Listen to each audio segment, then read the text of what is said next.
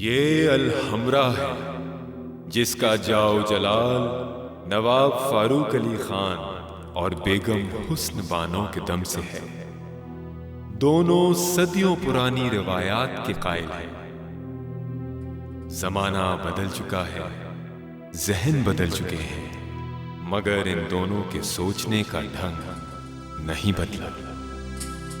خدا نے سعادت مند اولاد دی ہوئی ہے، یہاں خوشیاں ہیں، سکون ہے، آنے والے طوفان سے بے خبر سب اپنی زندگیوں میں مصروف ہیں۔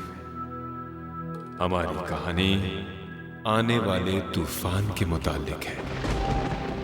وہ طوفان کیا ہے، کیسے اٹھیں گے اور کس کس طرح الحمرا کی مضبوط دیواروں میں دراڑیں ڈال دیں گے، یہ آپ اس کہانی میں دیکھیں گے۔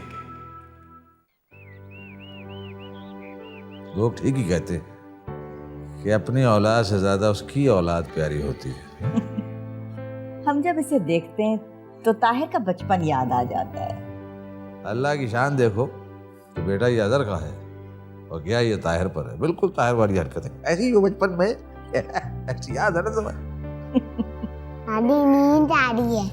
نیند آ رہی ہے میرے بچے؟ میرا جانی جگر کلیجے کی ٹھنڈک۔ لوری سناؤ اسے، مزاج بالکل ویسے ہی ہے۔ نہ بابا، مزاج اس جیسا نہ ہو، ضدی جہان کا۔ بیگم طاہر ضدی ضرور تھا لیکن گستاخ نہیں۔ ہم کب کہہ رہے ہیں کہ گستاخ تھا، لیکن ضد اللہ معاف۔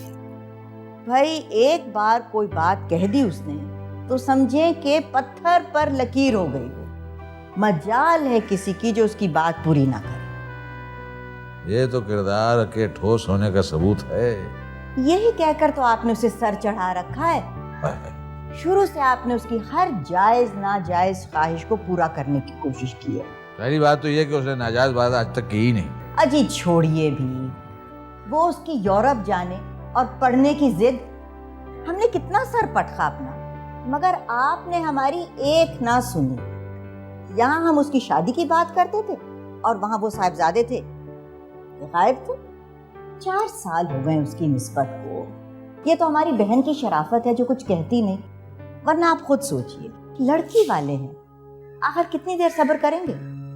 حسن بانو، آپ اس فرض سے سبکدوش ہونے کی تیاری کریں، ہمیں کوئی اعتراض نہیں۔ آپ ہمیشہ یہی کہتے ہیں، یہاں ہم شادی کی تیاری شروع کرتے ہیں اور وہاں صاحبزادے جو ہیں غائب رہتے ہیں۔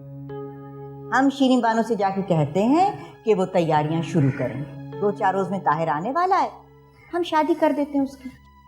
طاہر کی شادی ایسی ہوگی بیگم کہ دنیا دیکھے گی آخر ہمارا بیٹا ہے۔ انشاءاللہ